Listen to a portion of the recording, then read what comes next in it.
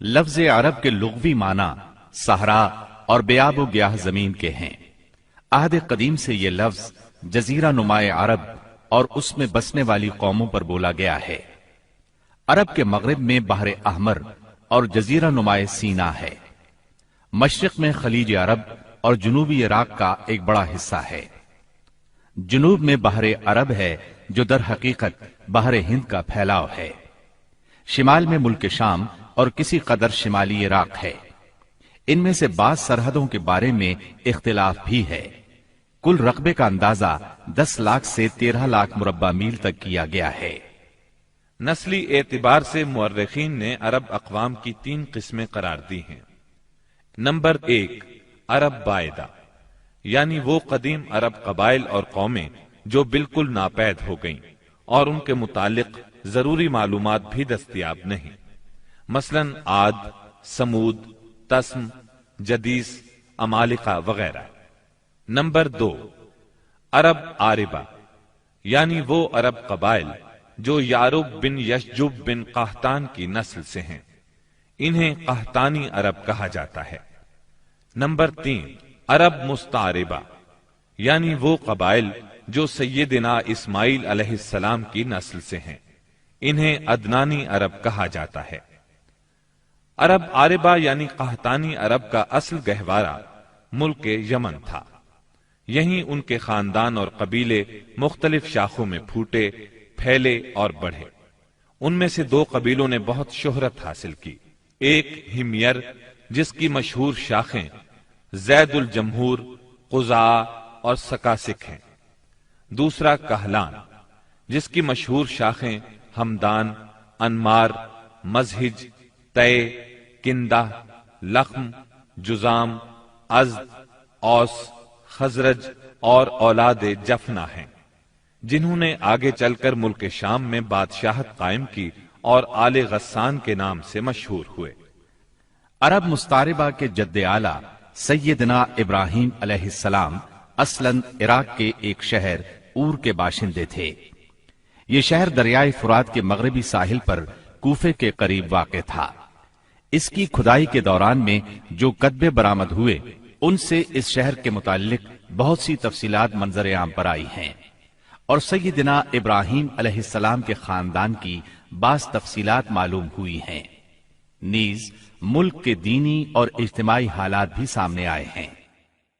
سیدنا ابراہیم علیہ السلام یہاں سے ہجرت کر کے شہر حران تشریف لے گئے تھے، اور پھر وہاں سے فلسطین جا کر اس کو اپنی دعوتی سرگرمیوں کا مرکز بنا لیا، اور دعوت و تبلیغ کے لیے یہیں سے اندرون و بیرون ملک آتے جاتے رہتے تھے۔ ایک بار آپ مصر تشریف لے گئے۔ فرعون نے آپ کی بیوی سیدہ سارہ علیہ السلام کی کیفیت سنی تو بدنیت ہو گیا۔ انہیں بری نیت سے اپنے دربار میں بلایا، لیکن اللہ نے سیدہ سارہ کی دعا کے نتیجے میں غیبی طور پر فرعون کی ایسی گرفت کی کہ وہ ہاتھ پاؤں مارنے لگا۔ اس کی نیت بد اس کے منہ پر مار دی گئی، اور وہ اس حادثے کی نوعیت سے سمجھ گیا کہ سیدہ سارہ اللہ کی نہایت خاص اور مقرب بندی ہیں۔ وہ ان کے اس وصف سے اس قدر متاثر ہوا کہ اپنی بیٹی ہاجرہ کو ان کی خدمت میں دے دیا۔ پھر سیدہ سارہ نے سیدہ ہاجرہ کو ابراہیم علیہ السلام کی زوجیت میں دے دیا۔ ابراہیم علیہ السلام ان دونوں کو لے کر فلسطین واپس تشریف لائے۔ پھر اللہ نے سیدہ ہاجرہ کے بطن سے ابراہیم علیہ السلام کو ایک فرزند ارجمند اسماعیل علیہ السلام عطا فرمایا۔ سیدہ سارہ بے اولاد تھیں، اس لیے انہیں بہت غیرت آئی، اور انہوں نے سیدنا ابراہیم علیہ السلام کو مجبور کیا کہ سیدہ ہاجرہ کو ان کے نوزائیدہ بچے سمیت جلا وطن کر دیں۔ حالات نے ایسا رخ اختیار کیا کہ انہیں سیدہ سارہ کی بات ماننا پڑی، اور وہ سیدہ ہاجرہ اور اسماعیل علیہ السلام کو لے کر حجاز تشریف لے گئے۔ وہاں انہیں ایک بے آب و گیاہ وادی میں اتار دیا۔ اسی جگہ آج بیت اللہ ہے، اس وقت نہیں تھا، صرف ٹیلوں کی طرح ابھری ہوئی زمین تھی۔ سیلاب آتا تو دائیں بائیں سے کترا کر نکل جاتا تھا۔ وہیں مسجد حرام کے بالائی حصے میں زمزم کے پاس ایک بہت بڑا درخت تھا۔ آپ نے ان دونوں کو اسی درخت کے پاس چھوڑا تھا۔ اس وقت مکے میں پانی تھا نہ انسان، اس لیے سیدنا ابراہیم علیہ السلام نے ایک توشہ دان میں کھجوریں اور ایک مشکیزے میں پانی رکھ دیا۔ اس کے بعد فلسطین واپس چلے گئے۔ ادھر چند ہی دن میں کھجوریں اور پانی ختم ہو گیا۔ سخت مشکل پیش آئی، مگر اس مشکل وقت میں اللہ کے فضل سے زمزم کا چشمہ پھوٹ پڑا اور ان کے لیے خوراک کا سامان بن گیا۔ اسماعیل علیہ السلام جب جوان ہوئے تو جرہم قبیلے سے عربی سیکھ لی۔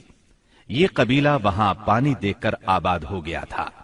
اس قبیلے کے لوگ انہیں پسند کرنے لگے تو ان لوگوں نے اپنے خاندان کی ایک خاتون سے ان کی شادی کر دی۔ اسی دوران میں سیدہ ہاجرہ کا انتقال ہو گیا۔ ادھر سیدنا ابراہیم علیہ السلام کو خیال آیا کہ اپنا ترکہ دیکھنا چاہیے، چنانچہ وہ مکہ معظمہ تشریف لے گئے، لیکن سیدنا اسماعیل علیہ السلام سے ملاقات نہ ہوئی۔ بہو سے حالات دریافت کیے، اس نے تنگ دستی کی شکایت کی۔ آپ نے وصیت کی کہ اسماعیل آئیں تو کہنا اپنے دروازے کی چوکھٹ بدل دیں۔ سیدنا اسماعیل علیہ السلام اس وصیت کا مطلب سمجھ گئے۔ انہوں نے بیوی کو طلاق دے دی اور ایک دوسری عورت سے شادی کر لی جو جرہم کے سردار مزاز بن عمرو کی صاحبزادی تھی۔ ان کی دوسری شادی کے بعد ایک بار پھر سیدنا ابراہیم علیہ السلام مکے تشریف لے گئے، مگر اس مرتبہ بھی سیدنا اسماعیل علیہ السلام سے ملاقات نہ ہو سکی۔ بہو سے حال پوچھا تو اس نے اللہ کی حمد و ثنا بیان کی۔ آپ نے وصیت کی کہ اسماعیل اپنے دروازے کی چوکھٹ برقرار رکھیں اور فلسطین واپس ہو گئے۔ اللہ تعالی نے مزاز کی بیٹی سے اسماعیل علیہ السلام کو 12 بیٹے عطا فرمائے۔ ان 12 بیٹوں سے 12 قبیلے وجود میں آئے اور سب نے مکے ہی میں رہائش اختیار کی۔ ان کے حالات زمانے کی گرد میں دب کر رہ گئے۔ صرف نابت اور قیدار کی اولاد گمنامی سے محفوظ رہی۔ قیدار بن اسماعیل علیہ السلام کی نسل مکہ معظمہ ہی میں پھیلتی پھولتی رہی، یہاں تک کہ عدنان اور پھر ان کے بیٹے معد کا زمانہ آ گیا۔ عدنانی عرب کا سلسلہ نسب صحیح طور پر یہیں تک محفوظ ہے۔ عدنان نبی صلی اللہ علیہ وسلم کے سلسلہ نسب میں 21ویں پشت میں آتے ہیں۔ بہرحال معد کے بیٹے نزار سے کئی خاندان وجود میں آئے۔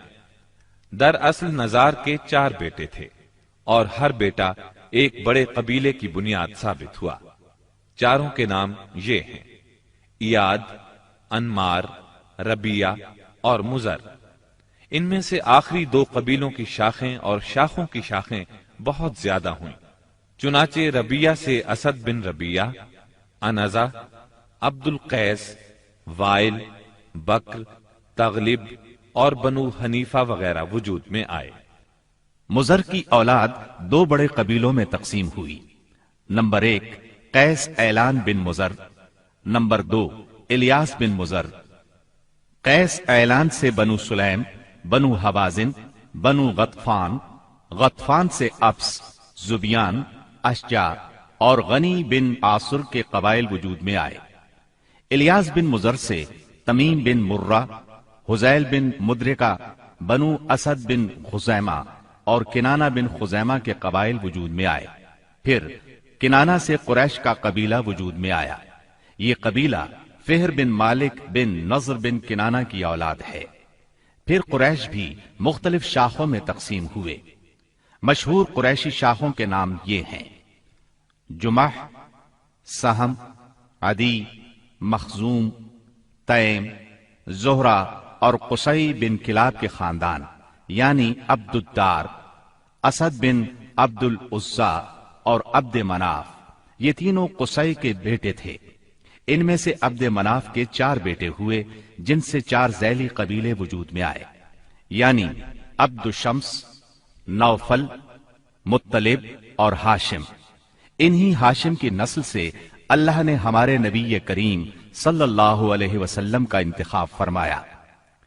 ابن عباس رضی اللہ عنہ کا بیان ہے کہ رسول اللہ صلی اللہ علیہ وسلم نے فرمایا: اللہ تعالیٰ نے مخلوق پیدا فرمائی تو مجھے سب سے اچھے گروہ کے اندر رکھا، پھر قبائل کو چنا تو مجھے سب سے اچھے قبیلے کے اندر بنایا، پھر گھرانوں کو چنا تو مجھے سب سے اچھے گھرانے میں بنایا، لہذا میں اپنی ذات کے اعتبار سے بھی سب سے اچھا ہوں اور اپنے گھرانے کے اعتبار سے بھی سب سے بہتر ہوں۔ جس وقت جزیرۃ العرب پر اسلام کا سورج طلوع ہوا، وہاں دو قسم کے حکمران تھے، ایک تاجپوش بادشاہ جو حقیقت میں مکمل طور پر آزاد اور خود مختار نہیں تھے، اور دوسرے قبائلی سردار جنہیں اختیارات کے لحاظ سے وہی حیثیت حاصل تھی جو تاجپوش بادشاہوں کی تھی، لیکن ان کی اکثریت کو ایک مزید امتیاز یہ حاصل تھا کہ وہ مکمل طور پر آزاد اور خود مختار تھے۔ اس وقت تاجپوش حکمران یہ تھے: شاہان یمن، شاہان آل غسان یعنی شام، اور شاہان ہیرا یعنی عراق۔ باقی عرب حکمران تاجپوش نہ تھے۔ عرب عاربہ میں سے قدیم ترین قوم سبا تھی۔ اور یعنی عراق سے جو کتبات برآمد ہوئے ان میں 2500 سال قبل مسیح کی اس قوم کا ذکر ملتا ہے، لیکن اس کے عروج کا زمانہ 11 صدی قبل مسیح سے شروع ہوتا ہے۔ اس کی تاریخ کے اہم ادوار یہ ہیں: 650 قبل مسیح سے پہلے کا دور۔ اس دور میں سبا کے بادشاہوں کا لقب مقرب سبا تھا۔ ان کا پایہ تخت سرواہ تھا، جس کے کھنڈرات آج بھی معارب کے مغرب میں ایک دن کے فاصلے پر پائے جاتے ہیں۔ یہ کھنڈرات خریبہ کے نام سے مشہور ہیں۔ اسی دور میں معارب کے مشہور بند کی بنیاد رکھی گئی، جسے یمن کی تاریخ میں بہت اہمیت حاصل ہے۔ 650 قبل مسیح سے 115 قبل مسیح تک کا دور۔ اس دور میں سبا کے بادشاہوں نے مقرب کا لفظ چھوڑ کر ملک یعنی بادشاہ کا لقب اختیار کر لیا اور سرواہ کی بجائے معارب کو اپنا دارالسلطنت بنایا۔ اس شہر کے کھنڈرات آج بھی صنعاء سے 60 میل مشرق میں پائے جاتے ہیں۔ 115 قبل مسیح سے 300 عیسوی تک کا دور۔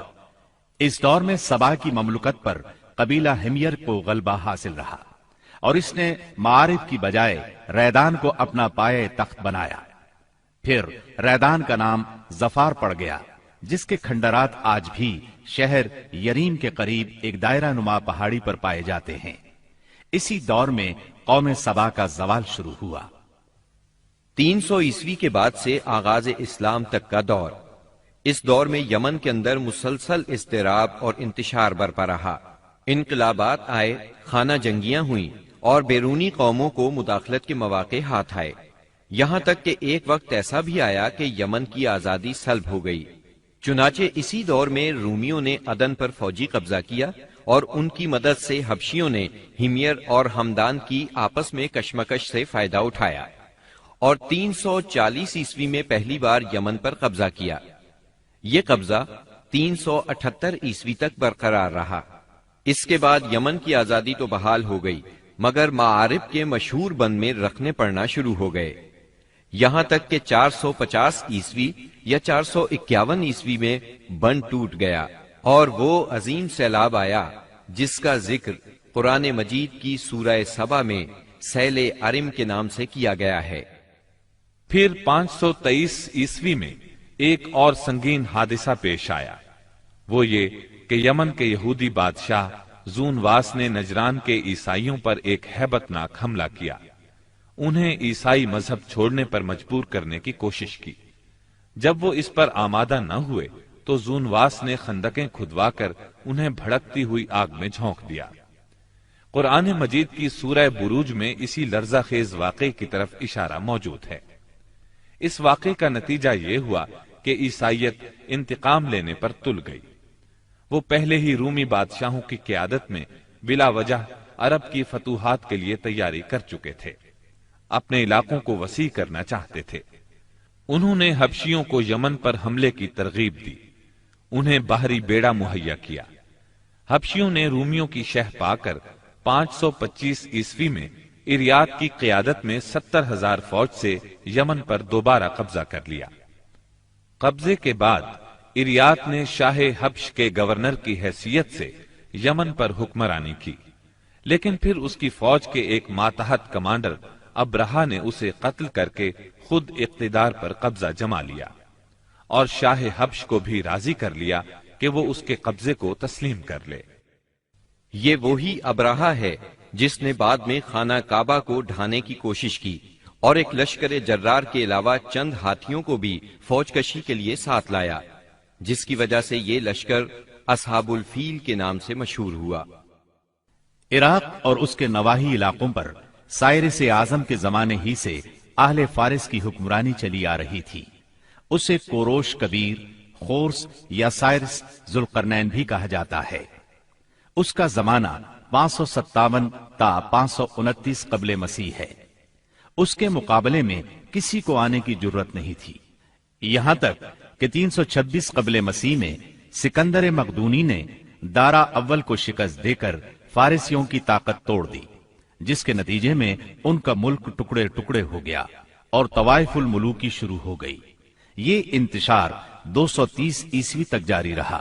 اسی دوران میں قحطانی قبائل نے اپنا وطن چھوڑ کر عراق کے ایک بہت بڑے اور شاداب سرحدی علاقے پر بود و باش اختیار کر لی۔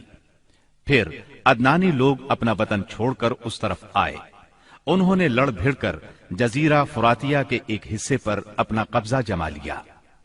ادھر 226 عیسوی میں اردشیر نے جب ساسانی حکومت کی داغ بیل ڈالی تو رفتہ رفتہ فارسیوں کی طاقت ایک بار پھر پلٹ آئی۔ اردشیر کے عہد میں حیرہ، بادیات العراق اور جزیرے کے ربیعی اور مزری قبائل پر جزیمت الوضاح کی حکمرانی تھی۔ شاہان حیرہ کے پاس فارسی فوج کی ایک یونٹ ہمیشہ رہا کرتی تھی، جس سے بادیہ نشین عرب باغی